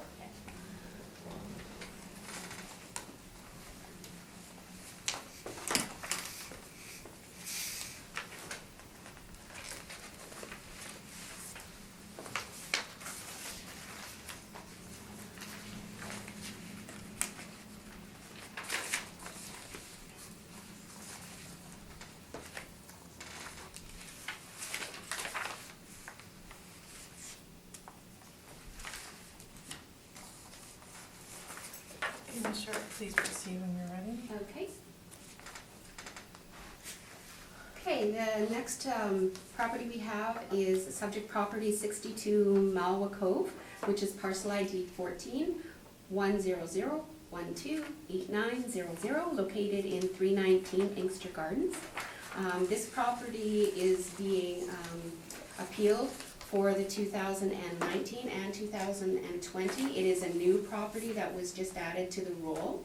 So for 2019, it was assessed as of April 1st of 19, so we're looking at April to December of 19. And for 2020, this is for the new assessment. The property is a two-story dwelling, built in 2018, 2177 square feet, full basement, no basement finish.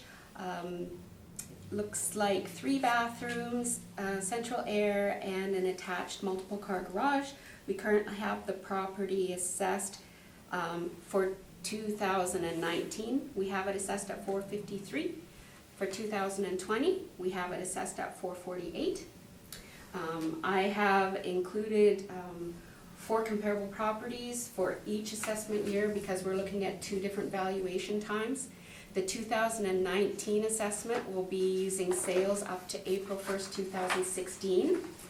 And the 2020 assessment will be for sales up to April 1st, 2018. They're in different adjustment periods. So the comparables for 2019, 3 out of the 4 have no basement finish. The 4th has basement finish and is commercial adjacent. Those properties are running around the 220 square feet, time adjusted sale price. For 2020 assessment, 3 out of the 4 properties again have no basement finish as the subject property. Comparable number 3 does have basement finish, and comparable 2 and 3 have a light traffic influence on them. These properties are running between sale price of $422,000 to $497,000, $497,000 being the one that has the basement finish. We are asking that no changes be made to the assessment value for 2019 and no changes be made for the assessment value of 2020.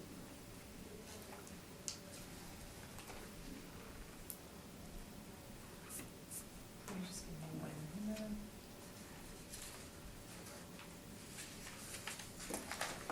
Great, do you have questions for the Actually, assessor? I purchased this house, but I paid for the house is $418, and when I noticed the assessment for the house and the sale there is really high. Okay, wait, these are questions. Do you have questions for the assessor at this point? Oh. You can make your presentation in a few No, no, minutes, but do you have any questions for her? No, that was just like, all the lots are bigger than the mine, so that was the only question I had. Besides for the lot, they're all bigger. Yeah, most of them are fairly close. Being within 300 or 400 square feet is not a large change. But yes, the one on comparable number 2 is 6,800, so it's probably on a pie shape.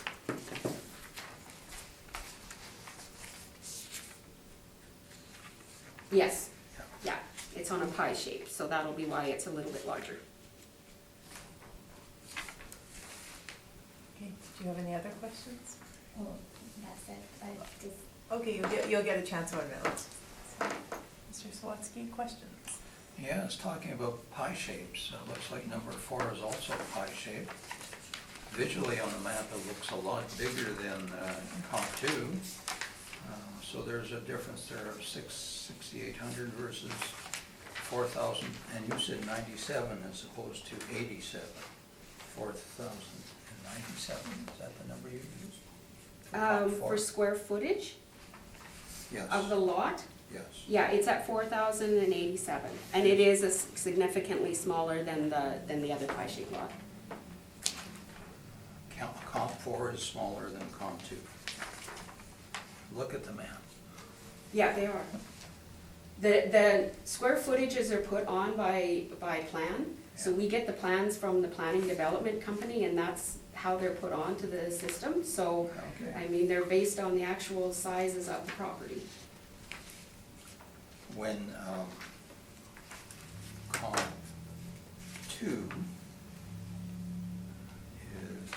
where's comp 2?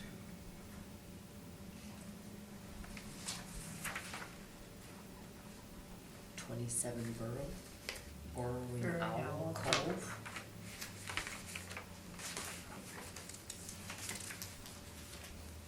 Comparable number 2, Bloomfield Path, is that the one you're talking about? Yeah.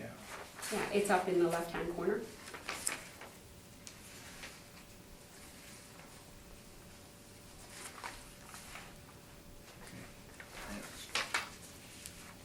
Maybe it's my eyes, but visually, the lots on the map look different than the square footage on the text. Anyways, can you clarify for me again, what are we looking at? Are we looking at the 2018 assessment and of 2020? Yes, because it's a new house that was put on, so they're in 2 different periods. Okay. 2018-19 is one assessment period. 2020-21 is a different assessment period. So we use 2 different sets of data for the 2 different periods. So because the house was put on in 2019, they have to appeal both.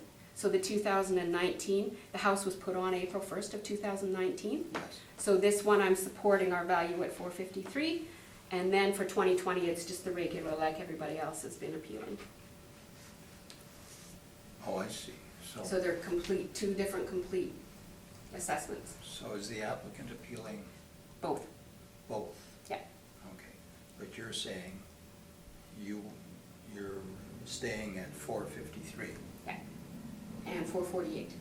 453 for 2019 Okay. and 448 for 2020. Okay, so you are agreeing to a lower number for 2020? That's just the computer number that the computer came up with, so, yeah. All right, thank you. No further questions. Yes, so I just want to confirm, in 2019, this property was, 2019, this property was assessed at 453, and Mhm. now it's at a lower value, Right, 448. right. It's based on the sales. I mean, we can't play with the numbers, that's the number that the computer gave us, so. So the values of the property in this properties in this area have dropped? Not necessarily. Sometimes what happens is a lot of the new areas, we have new properties that come on. And so a lot of the properties that are sold without basement finish, without fences, without landscaping, without any of that kind of information. Mm-hmm. So probably as the sales continue on, we get closer to exactly where we are because all of that is included, but most of these wouldn't have. Most of these would have been bare land house sales.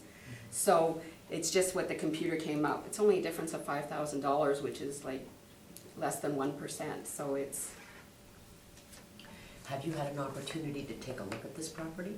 no, I phoned the appellant and they did not call me back. Okay. Did you drive by the property? Okay, thank you, those are all my questions. Okay, thank you very much. Okay. yeah, so my question is, the one is, I purchased house for 418, And the same year, the price is really high, 453. So it's kind of, when I noticed that, I'd be like, oh, really? I'm not selling that house right away, but why I'm paying too much tax according to the price is 453. And even the bus service is really, really far from our house too.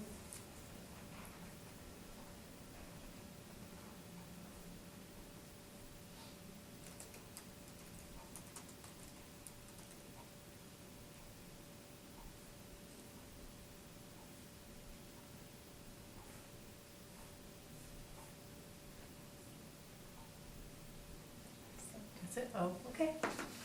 Okay, you say you paid 418,000 for it, is that including taxes? Yeah, 418. And when was that? That was in this year, January, April. April of 2019? The possession date was in January, but then we moved in. April of 2019, okay. Okay, that's considered a post-reference sale, Yeah. so we can't take that into consideration. It will be used for the next set of data. Have you done any work to the property since you purchased it? No. Okay, so there's no landscaping done? No, Okay, driveway? no. No. Oh, the driveway is all included. That was in the house. included? Okay. Okay, no fence? No, Do you have draperies, blinds installed? the blinds are. Okay. Okay. Okay, and so there's been nothing done in the basement? No, no. Okay, so the basement's Still the unfinished? same, yeah. Okay, that's the only I question I think had. they still need to do the final inspection. I think they came here last Thursday to some kind of electric issues, and they haven't done the final inspection yet. Okay. Yeah, they're still working on. Okay.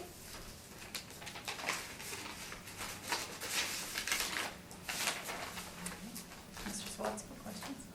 You said the bus was very far from your house. Oh, yeah, How far is it? especially really hard in the winter. I don't know how to count kilometers, but we have to walk all the way down really, really far. Well, we have a map of where your house is, and it looks like Brookmere Trail is the house that comes out of your cove. So where do you go down to for the bus stop? It's not showing on the map, it goes on Kuwaitan. In which direction? If we go on Brooksmere and, Does it go coming north? down to Old Commonwealth Path, and then the Dr. Roselle Way. Yeah, down that side. Way over here in the corner. Yeah, it's still a little bit more down to get on Kuwaitan, yeah. Okay. That looks like quite a walk. It is. And there's no bus service that's closer. Not yet. And you rely on the bus for transportation? If we need to, but otherwise, our family member help each other to try. Thank you, that's the only question I had. Mr. Rumpel?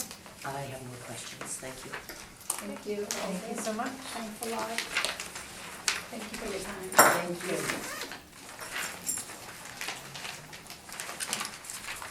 Have a good afternoon, everyone. You too. Bye-bye.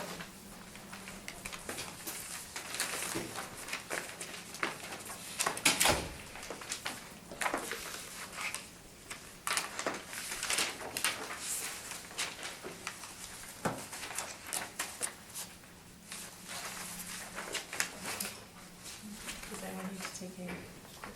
That'd be nice. Okay, we're just gonna take a quick break. That's fine.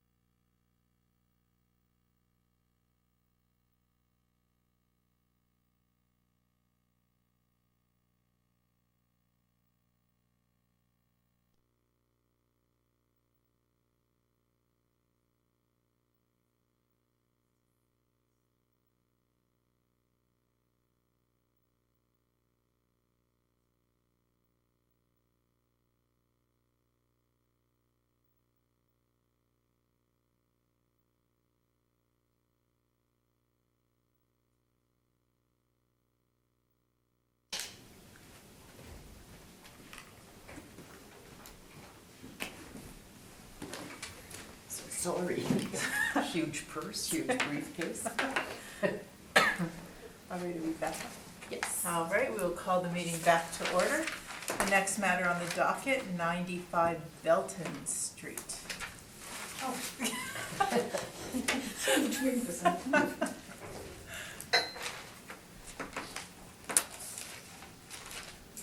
And did you want to swear in? Could you please state your name? Pietra Krieger. And do you swear to tell the truth, the whole truth, and nothing but the truth, so help you God? Yes. Thank you. Do you have any evidence? No, I do not. You swear the whole- Thank you.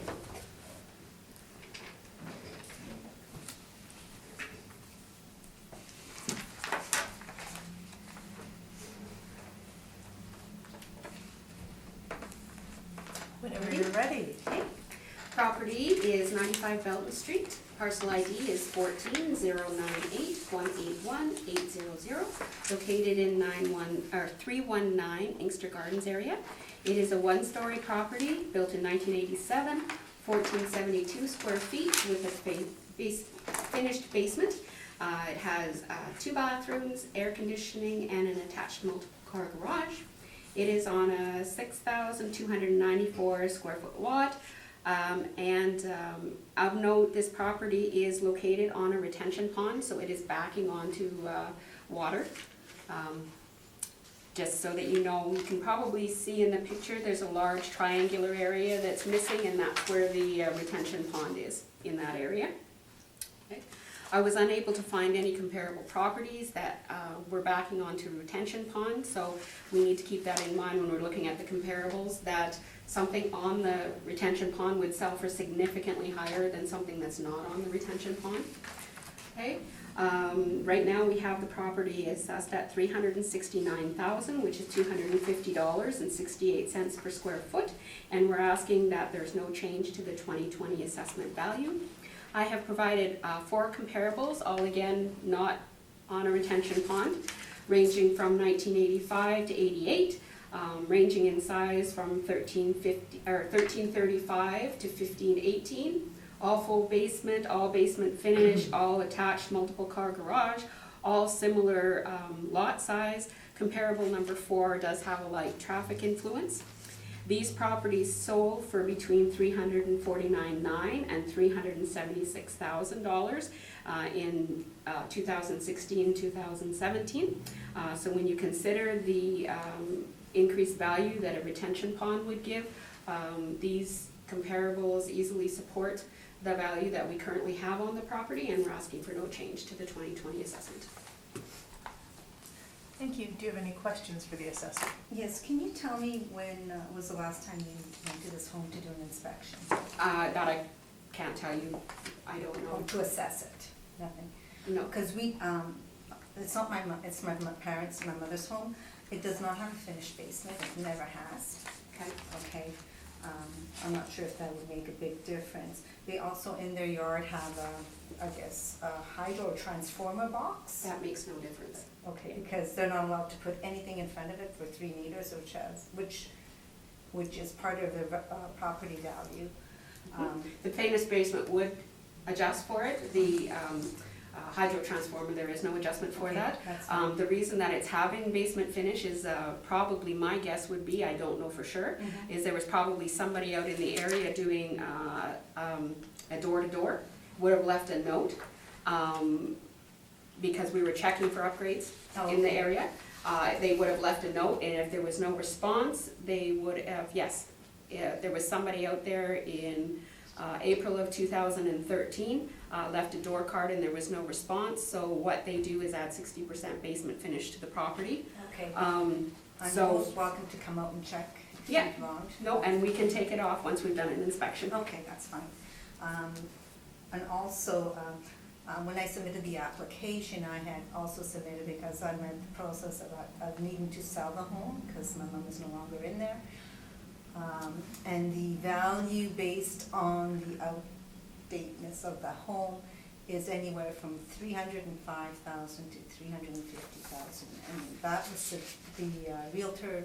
Okay, we're asking questions. Oh, I'm Yeah, sorry. only I'm questions. sorry. Yeah, you'll get your chance to give your presentation in a Yes. minute, but do you have any more questions? No, for I the don't, that assessor? was it. Oh, okay. Thank you. Okay.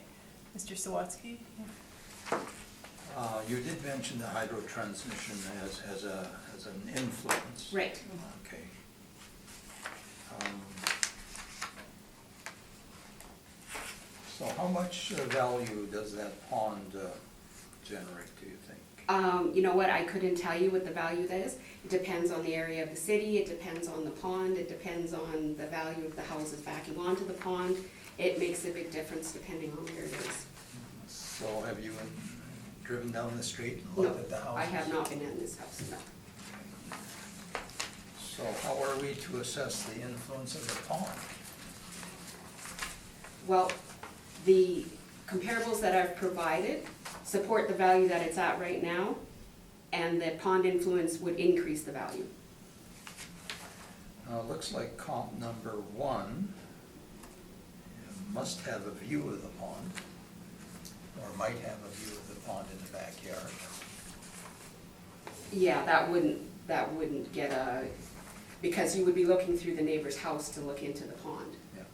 So there wouldn't be one unless they're backing right onto it, there wouldn't be an influence. But the adjusted price there is $366, Correct, which is not far from this one. right.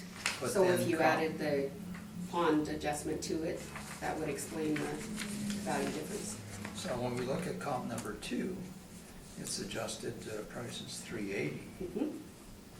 And what's the factor there? It's about this, it is the same age, slightly smaller Right. square footage, full basement. There could be some multiple updates garage. to the property. Doesn't look Like, like I it. mean, we look at everything as an average quality, but we can't account for why people pay more, why people pay less. I mean, that's a real estate thing. That's why we take the numbers they give us. We can't predict why they do Well, it. $376 is the number that it was sold for. Right, $380 is your adjustment sales price. right. And that's just because of a general increase in value of property. Yeah, the time adjustment is to bring it up to April 1st of 2018. So it sold in July 17, so we're saying it probably would have gone up about $4,000 in that year. Just based on statistics. Well, okay. I'm not sure I'm buying that, because the others didn't go up in relative terms, but, all right. The other comparables here, Yeah. the comparable number 3 went from 349 to 359. So that's Comparable, 10. yeah, but it was from August of 2016. Okay. And the one comparable number 2 went up 4,000, just from July of 2017. Okay. And the comparable number 4 went up almost $4,000 since August of 17. Okay, thank you. No further questions? Thank you. Ms. Rumpel? Yes, in terms of comparison 1, I know you indicated they'd have to look through somebody's backyard probably to see the retention pond, which is here, Mhm. I'm assuming. But they do have a pie-shaped lot also, which is probably of higher value than, Not necessarily, some people like pie shapes, some people don't, but they're very close in size, 1,600 and 1,600, so they're fairly close size. So it probably, the Belton one is probably a little bit wider to account for the pie shape, you know what I mean? Okay, thank you.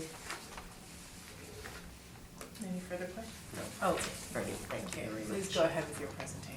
Okay, when I submitted the application, I also submitted two real estate appraisal value for the home. And they appraised it around in between $325 to $350, and that is because the pond is located in the back. And that is due to the condition of the house, the way it is situated now. The home has not been updated since it's been built. Everything is the original. I shouldn't say it hasn't been updated. The only two things that have been updated were the two toilets that were replaced, and the flooring bathroom, and that was it, and the windows. Other than that, it's the original, which needs a lot of, to bring it to the price that, or even assessed value, or even higher, we would have to put in around $60,000, or if not more, to get that home at a saleable, to sell the home, if we want what we're looking for, and it's not worth the money to put that in. Because we won't get what we put into that home in order to get what we want.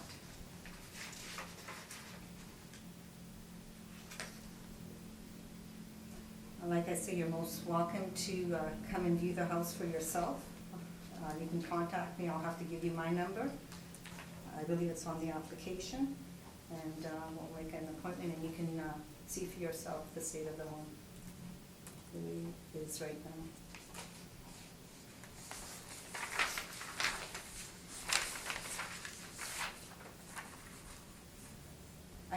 I put the appeal in based on me wanting to sell the house, because I have to sell it.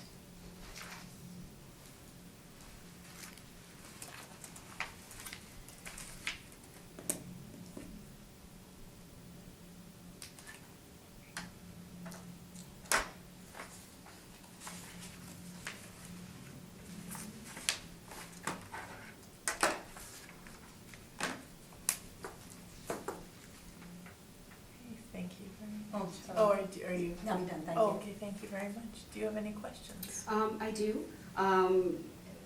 When you had somebody come and look at it, when was that? That was this year, May, I believe. Okay. One was in May, end of May, beginning of June. Okay. And one said should be about 345, and one should be 325 to 350. Yeah. Right. And if we did our rental, It would sell for 408. correct. Right. Okay. So if you put 60,000 into it, you would get $60,000 basically. Yeah, so right? it's not worth putting the $60,000 Okay. in when it's a wash. Okay. At the time that the agents came and took a look at it, is it in the condition that it's in today, or has it been cleaned up since? No, It was cleaned up before the Well, realtors when saw an it? agent comes in, the house is clean. Right. So From my it's- understanding, one agent didn't see it. One agent refused to see it. Right. So he No, He just didn't see it. based on pictures that were sent. Right, so he really has no knowledge of what the condition of the property is No. inside either, No. okay? And the one that actually did a review on the house said 345, Correct. okay? Now, when are you planning on selling the property? As soon as my mom gives me the approval. Okay, Because so, she thinks she's coming back home, so. okay, so, before January 1st of 2020? I doubt it.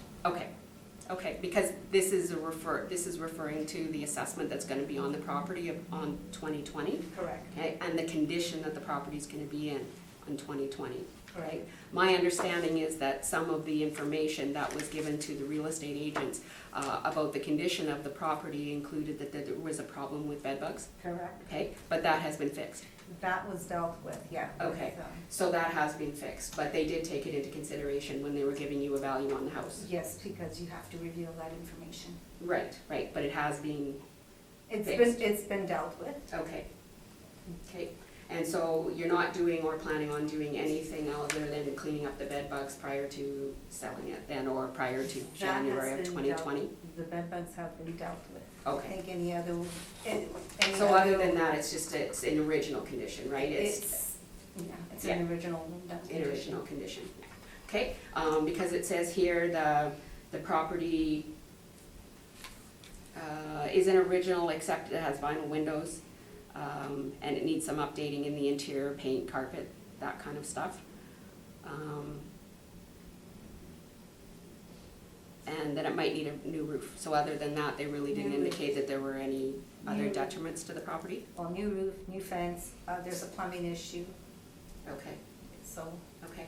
So I would dare say that the 345 is probably fairly close once we took off the basement finish. So had we known there was no basement finish, we probably would have taken off before we came. But we'll leave that up to the board to. Okay. Thank you. Do you have any further questions? No. Okay, thank you. May I ask, are you still interested in viewing the house just to see it for yourself? We may have to come out and take a look before we can take the basement finish off. That's Okay. kind of protocol. And you can contact me at the number that's on the, On the thing. yeah, Okay. yeah. Mr. Swatsky? Tell me about the pond. Is it a plus for the house or a negative for the house? You know, it's okay. But the geese go there, I guess this is geese season, so at night time you do a lot of squawking, and you're not talking, 100 geese, you're talking thousands of geese. But you do get used to the noise, and it's very peaceful. You're not looking in your neighbor's backyard. That's the plus of it. And it's well kept and maintained by the city and so forth? Yes, I had never seen, I believe they come once a year and they clean out the pond, Right. so, which is nice. But it's maintained, it's kept, well kept. You could use earplugs. You know what, you get used to the squawking of the duck, it's, of the geese, it's a soothing noise, Yeah. so, Good, thank you. you're welcome. Any further questions? No. Okay, thank you, Ms. Rumpel. Yes, I'm wondering if you could tell me about this hydro transformer telephone pole. What does this look like and where is it in? It's right in the backyard. When you go into the entrance of the backyard, you walk into the entrance and there's a sidewalk, and it's right there. So you cannot put anything 3 meters in front of this box. So if the city needs to have, or Hydro needs to have access to it, that they are able just to come into your property and do whatever they have to do with it. But it's in the backyard, it's not It's in the front yard. It's in the backyard, so you're limited to what you can put in that one specific area. Okay, thank you.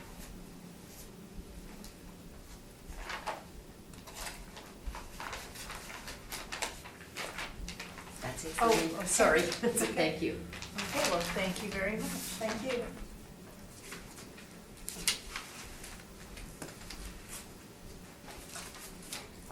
Thanks for your patience. Now go back to work. Oh, That's- thank you. That'd be great. Do you want to go open? Close, please. Okay, the next matter on the docket is 255 Arthur Wright Crescent.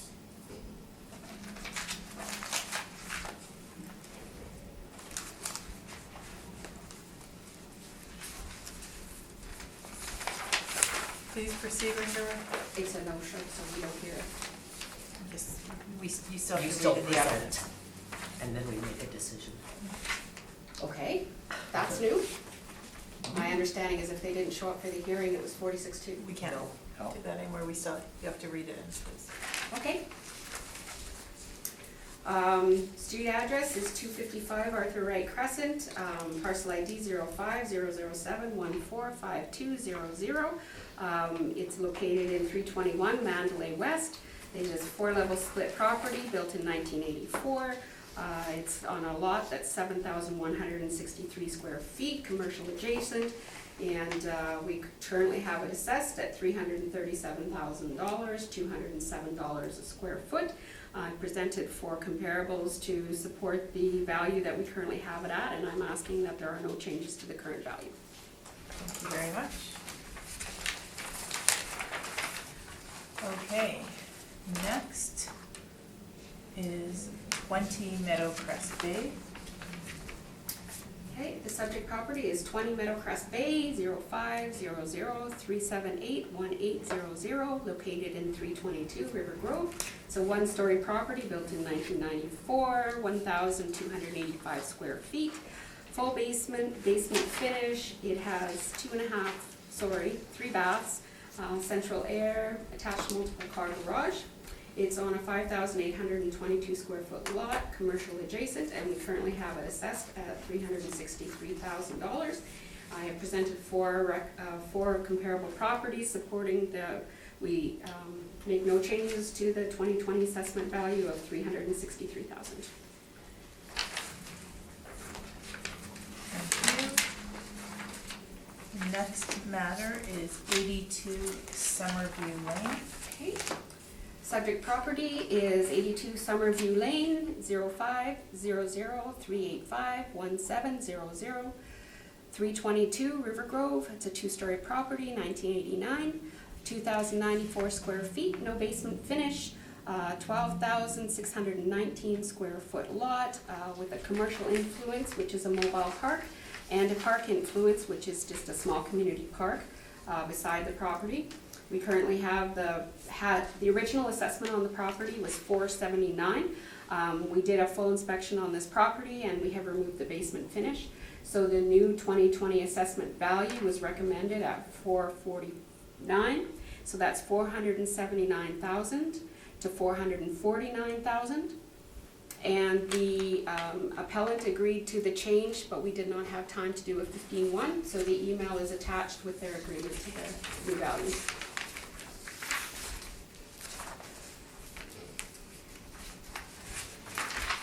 Thank you.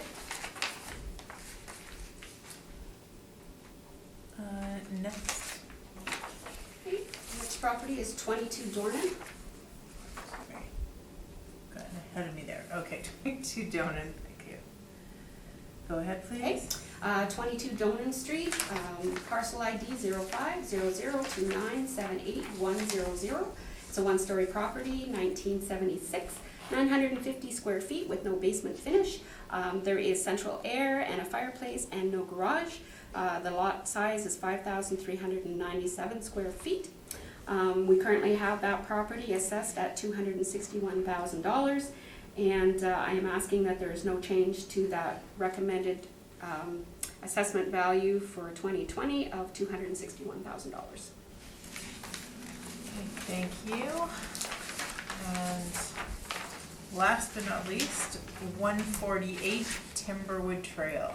Okay, 148 Timberwood Trail is 050034-11200, 323 Riverbend. It is a bi-level property built in 1987, 1,040 square feet with a full finished basement, one bathroom, central air, and it has a single detached garage. It's on a 4,217 square foot property. We currently have that assessed at $299,000. We are recommending that there's no change to the 2020 assessment value of $299,000. Thank you very much.